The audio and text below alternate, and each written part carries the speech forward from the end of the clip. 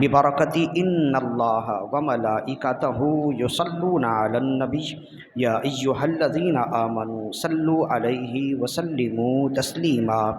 اللہم صل علی سیدنا و مولانا محمد معدن الجود والکرم وعلی آلہ واصحابہ وبارک وسلم صلاۃ و سلام علیک یا رسول اللہ صلی اللہ علیہ وآلہ وسلم۔ حمد و صلات کے بعد خالق کائنات کی عطا سے فقط اس کی دی ہوئی توفیق سے ایک مرتبہ پھر ماہ رمضان کی رحمتوں سے برکتوں سے ہم مستفیض ہو رہے ہیں۔ آج ماہ رمضان المبارک کا 5واں روزہ ہے۔ دعا کیجئے کہ جس طرح اللہ رب العزت نے یہ چند روزے گزار دیے، فقط اپنے فضل و کرم سے باقی روزے اور باقی ایام بھی خیر و عافیت کے ساتھ گزار دے۔ اللہ تعالی ہم تمام کو پورے روزے رکھنے، پوری نمازیں پڑھنے، پورا قرآن پڑھنے سننے کی توفیق و سعادت عطا فرمائے۔ حضرت سلمان الفارسی رضی اللہ عنہ کے حوالے سے جو روایت رسول اللہ صلی اللہ علیہ وسلم سے منقول ہے، جس میں نبی صلی اللہ علیہ وسلم نے ماہ رمضان المبارک کی فضیلت بھی بیان فرمائی، اور اس میں آپ نے ماہ رمضان میں ایک مومن کو کون کون سے کام خاص طور پر بجا لانے چاہیے اس کو بھی آپ نے بیان کیا۔ لہذا ماہ رمضان کی فضیلت اور اس میں کیے جانے والے اعمال کے حوالے سے حدیث سلمان الفارسی بہت زیادہ اہم ہے۔ اس کا کچھ حصہ ہم پہلے بیان کر چکے، باقی بہت کچھ حصہ باقی رہ گیا تھا، آج ہم اسے بیان کا حصہ بنائیں گے تاکہ رسول اللہ صلی اللہ علیہ وسلم کا فرمان پورے طور پر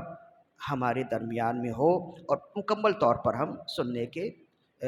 کے مستفیض ہو جائیں، سننے کی سعادت حاصل فرما لیں۔ چنانچہ حضرت سلمان الفارسی رضی اللہ عنہ فرماتے ہیں کہ رسول اللہ صلی اللہ علیہ وسلم نے ماہ رمضان المبارک کے حوالے سے خطبہ دیتے ہوئے اور اس کی اہمیت بیان کرتے ہوئے ارشاد فرمایا کہ وَهُوَ شَهْرٌ أَوَّلُهُ رَحْمَةٌ وَأَوْسَطُهُ مَغْفِرَةٌ وَآخِرُهُ عِتْقٌ مِّنَ النَّارِ۔ یہ وہ عظیم مہینہ ہے کہ اس مہینے کا پہلا عشرہ رحمتوں کے ساتھ ہے، دوسرا عشرہ مغفرت کے ساتھ ہے، اور تیسرا عشرہ دوزخ سے آزادی کے ساتھ ہے۔ یعنی اس کا پہلا عشرہ رحمتوں والا ہے، دوسرا عشرہ مغفرتوں والا ہے، اور تیسرا عشرہ آگ سے آزادی والا ہے۔ مطلب یہ ہے کہ انسان دعا کرے، مسلمان اس مہینے میں جو بھی آپ چاہیں، جو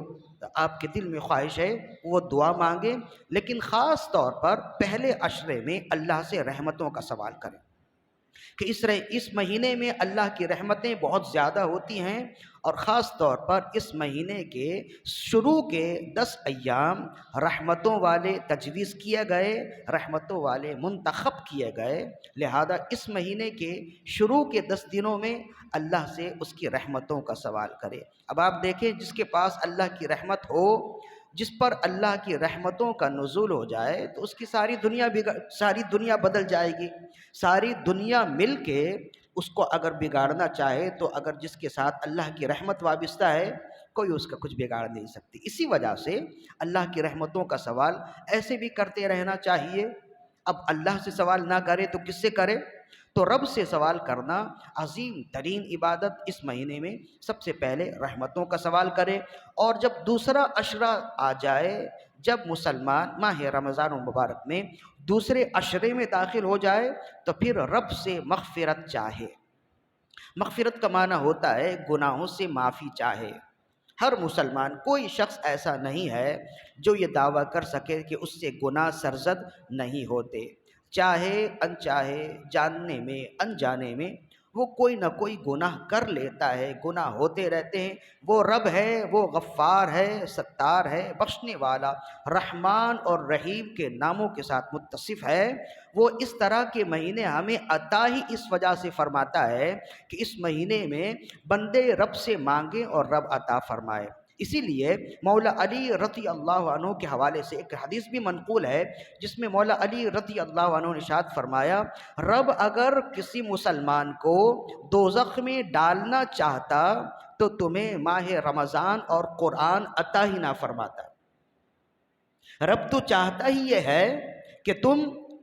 دوزخ سے آزاد ہو جاؤ، اس لیے رب نے تمہیں ماہ رمضان کی نعمت عطا فرمائی کہ اس مہینے کی ایک ایک گھڑی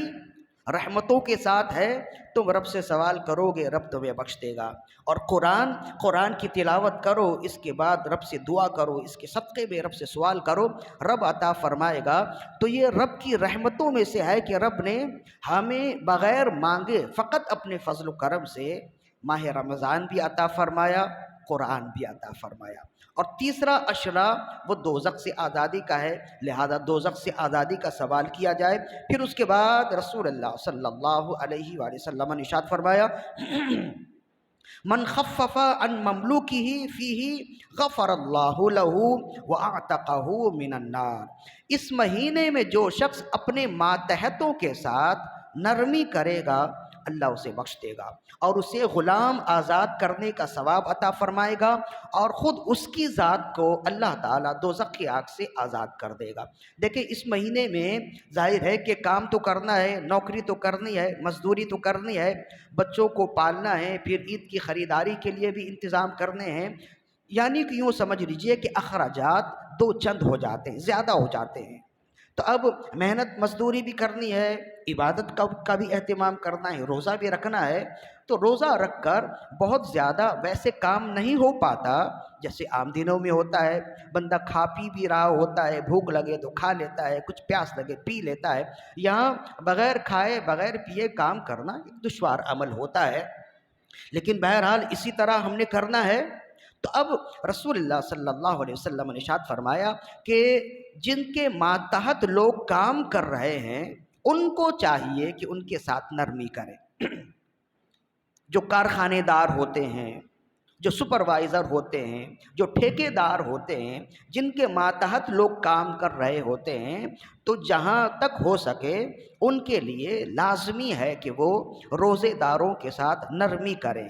یعنی اگر ان سے آپ 6 گھنٹے کام لیتے تھے، 1 گھنٹے ان کے لیے وقفہ دے دیں، تھوڑا آرام کر لیں۔ بہت بھاری کام لیتے تھے، 1 بندے سے بھاری کام لیتے تھے، تو وہی 2 بندے سے لے لیں۔ جہاں تک ہو سکے خیر خواہی کریں، یہ مہینہ خیر خواہی کا ہے۔ اس مہینے میں جس قدر زیادہ اپنے مسلمان بھائیوں کے ساتھ خیر خواہی کریں گے اللہ اجر و ثواب عطا فرمائے گا۔ اور یہ جو رسول اللہ صلی اللہ علیہ وسلم نے ارشاد فرمایا، ایسا نہیں ہے کہ آپ اگر اس کے ساتھ نرمی کریں گے تو آپ کا کام گھٹ جائے گا، ایسا نہیں ہے۔ اللہ تعالیٰ بڑی بخششوں والا ہے، بڑی وسعتوں والا ہے، وہ اگر چاہے تو 1 روپے میں ایسی برکت دے دے کہ آپ کے لاکھ روپے اس کے مقابلے میں کچھ نہ ہوں۔ تو ضرورت یہ ہوتی ہے کہ بندہ اعتماد کرے، اور اعتماد کر کے رسول اللہ صلی اللہ علیہ وسلم کے فرمان سے محبت کرتے ہوئے یہ عمل کرے۔ تو یہ عمل ہر ایک کو کرنا چاہیے، جو بھی ماتحت، جس کے بھی ماتحت لوگ کام کر رہے ہیں انہیں چاہیے۔ ایک تو مزدوروں کے لیے بھی ہے کہ وہ مزدور یا کام کی وجہ سے روزہ نہ چھوڑیں، نماز نہ چھوڑیں، روزے کی ادائیگی بھی ہوتی رہے، نمازوں کا اہتمام بھی ہوتا رہے، اور محنت مزدوری کرنے والے اپنے کام بھی کرتے رہیں۔ یہ چند دن ہیں ایسے ہی گزر جاتے ہیں، بالکل ایام معدودات قرآن مجید نے کہا، یہ چند دن گنتی کے ہیں، یہ ایسے ہی دیکھتے دیکھتے نکل جاتے ہیں۔ لیکن اب جس نے اس دن کو اپنے لیے منتخب کر لیا، جس نے اس دن کو اب اللہ کی رضا کے ساتھ کما لیا، اصل میں کمائی اسی کی وہی ہے۔ لہذا ماتحتوں کے ساتھ نرمی کرنا یہ بہت اچھا عمل اور رسول اللہ صلی اللہ علیہ وسلم کا حکم ہے۔ پھر آپ نے ارشاد فرمایا اب اس مہینے میں تم نے 4 کام کرنے ہیں۔ 2 کام تو وہ ہیں کہ جو طلب کرنے ہیں، اور 2 کام وہ ہیں جن سے تم نے رب سے پناہ مانگنی ہے۔ اور فرمایا 2 کام جو طلب کرنے ہیں اس کے علاوہ تمہارے لیے گزارا بھی نہیں ہے۔ فرمایا وَاسْتَكْثِرُوا فِيهِ مِنْ 4 خِصَالٍ، جب یہ مہینہ آ جائے تو اس مہینے میں 4 کام لازمی طور پر کرو۔ خصلتین ترضون بہما ربکم، 2 کام تو ایسے ہیں کہ اس مہینے میں وہ 2 کام تم کرو، تم ان دونوں کے ذریعے اپنے رب کو راضی کر لو گے۔ وَخَصْلَتَيْن لَا غَنَا بِكُمْ عَنْهُمَا، اور باقی 2 کام ایسے ہیں کہ جن کے بغیر تمہارا گزارا ہی نہیں ہے، وہ کام تم نے کرنا ہی ہے۔ پھر آپ نے ارشاد فرمایا فَأَمَّا الْخَصْلَتَانِ اللَّتَانِ تردون بہما ربکم، جہاں تک وہ دو کام کہ اس مہینے میں تم کرو گے تو تمہارا رب اس سے راضی ہو جائے گا، وہ یہ ہیں فشہادۃ اللہ الہ الا اللہ وتستغفرونہ، وہ یہ ہے کہ تم کثرت سے لا الہ الا اللہ محمد الرسول اللہ کا ورد کرو، اور دوسرا کام کثرت سے استغفار کرو، استغفر اللہ ربی من کل ذنب واتوب الیہ۔ اس طرح بھی کہہ سکتے ہیں، استغفار کا معنی ہوتا ہے توبہ کرنا، آپ اپنی مادری زبان میں بھی اپنے گناہوں سے توبہ طلب کر سکتے ہیں۔ یہ دو کام ایسے ہیں کہ رسول اللہ صلی اللہ علیہ وسلم فرمایا اس مہینے میں یہ دو کام تمہارے لیے لازم ہیں۔ دیکھیں، کلمہ طیبہ کا ورد اور استغفار کی کثرت زندگی میں ہر لمحے میں کرنی چاہیے، چاہے وہ ماہ رمضان ہو چاہے غیر ماہ رمضان ہو۔ لیکن یہ جو اعمال بیان کیے گئے یہ خاص طور پر ماہ رمضان کے لیے اس لیے ہیں کہ اس میں کوئی ایسی خاص حکمت ہوگی جو رسول اللہ کے علاوہ کوئی نہیں جانتا، ورنہ تو اعمال بہت ہے نا۔ یہاں قرآن مجید پڑھنے کا ذکر نہیں آیا، حالانکہ قرآن مجید سے بڑھ کر ذکر و اذکار میں کوئی چیز نہیں ہے، قرآن سب سے بڑھ کر ذکر ہے، لیکن یہاں قرآن مجید کا ذکر نہیں آیا، درود شریف کا ذکر نہیں آیا، آیت کریمہ کا ذکر نہیں آیا، بہت سی اور بھی آیات ہیں، ذکر و اذکار ہیں، اس کا ذکر نہیں آیا نا۔ صرف رسول اللہ نے دو ذکر فرمائے جو عام زندگی میں بھی ہم کرتے ہیں، تو جب آپ نے دو کا ذکر فرمایا تو اس میں دو باتیں ہیں، ایک تو یہ ہے کہ آپ امت پر تخفیف چاہتے ہیں، آپ کو معلوم ہے کہ اگر زیادہ بتا دیا گیا تو امت کر نہیں پائے گی، لوگ پھر بددل ہو جائیں گے، لوگ کریں گے نہیں، اس وجہ سے آپ نے دو ہی بتایا، اس لیے کہ جس کام میں کمی ہو، جو کام تھوڑا تھوڑا ہو اس میں بڑی برکت ہوتی ہے، ایک تو اس وجہ سے آپ نے بتایا، اور دوسرا یہ کہ ہو سکتا ہے کہ ماہ رمضان میں کلمہ طیبہ پڑھنے میں اور استغفار کرنے میں وہ حکمت ہو، وہ راز موجود ہو جو دوسرے مہینوں میں نہ ہو، جو رسول اللہ ہی جانتے ہیں۔ لہذا جب آپ نے ہمیں ان دو باتوں کا حکم دیا تو اور بھی اعمال کریں، خاص طور پر اس کا اہتمام ضرور کریں، چلتے پھرتے کلمہ طیبہ کا ورد کرتے رہنا چاہیے۔ ہم نے بزرگوں سے سنا ہے کہ جو کلمہ طیبہ کا ورد کرتے رہتا ہے موت کے وقت خود بخود زبان سے کلمہ طیبہ ادا ہو جاتا ہے، اس لیے کہ اس کی عادت بنی ہوتی ہے نا۔ اس لیے کلمہ طیبہ کا ورد بھی کرتے رہیں اور اپنے رب سے دعا بھی کیا کریں کہ یا اللہ موت کے وقت یہ کلمہ طیبہ مجھے میری زبانوں سے ادا فرما دے، اور استغفار کی کثرت۔ اور پھر فرمائے اور دو کام، وَأَمَّا الْخَصْلَتَانِ اللَّتَانِ لَا غَنَىٰ بِكُمْ عَنْهُمَا، اور وہ دو کام جنہیں کیے بغیر تمہارا گزارا ہی نہیں ہے، جو تم نے کرنا ہی ہے، وہ دو کام ہیں فَتَسْأَلُونَ اللَّهَ الْجَنَّةَ وَتَعُوذُونَ بِهِ مِنَ النَّارِ، سب سے پہلے اللہ سے اس مہینے میں جنت طلب کرو، اور اس کے بعد اللہ سے اس مہینے میں دوزخ سے آزادی طلب کرو، دوزخ سے پناہ چاہو، اس کے بغیر تو گزارا ہی نہیں ہے نا۔ بندہ کوئی بھی عمل کرتا ہے جنت کی طلب کے لیے اور دوزخ سے آزاد ہونے کے لیے، تو فرمائے اس مہینے میں خاص طور پر اپنے رب سے جنت مانگو، اور خاص طور پر اس مہینے میں دوزخ سے پناہ چاہو۔ اور پھر آخر میں ارشاد فرمایا، حالانکہ یہ لفظ بیچ میں گزر چکا ہے لیکن اس کی تاکید کے لیے پھر آخر میں رسول اللہ نے ارشاد فرمایا، وَمَنْ أَشْبَعَ فِي صَائِمًا سَقَاهُ اللَّهُ مِنْ حَوْضِي شَرْبَةً لَا يَظْمَأُ حَتَّى يَدْخُلَ الْجَنَّةَ، اور جو شخص کسی روزے دار کو سیراب کرے گا، کسی روزے دار کو پانی پلائے گا، اللہ تعالیٰ میرے حوض سے اسے ایسا پلائے گا کہ پھر وہ پیاسا نہیں ہوگا،